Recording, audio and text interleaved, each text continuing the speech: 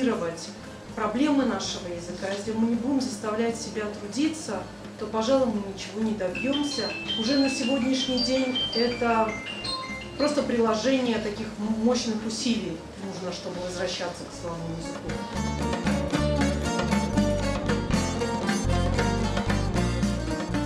Для того, чтобы узнать о том или ином явлении прошлого, да, вот недостаточно нам читать какую-то литературу о чем-то, да, вот этого недостаточно. Очень важно работать с источником. Сейчас вот о Гаспринском очень много известно. Очень много пишут, да, много статей, много публикаций, монографий, защищаются диссертации. Но существует сейчас в народе, среди ученых, различного рода, так скажем, неверные интерпретации, скажем так.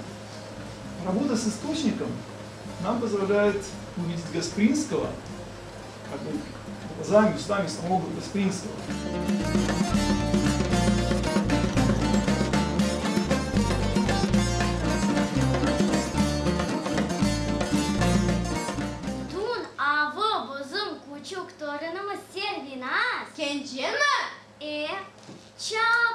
Çapmış da yıkılmış. Hoş.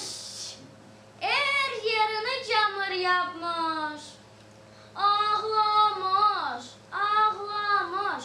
Bir kimse onu işitmemiş. Yine de yaxşı oradan geçen ablamı.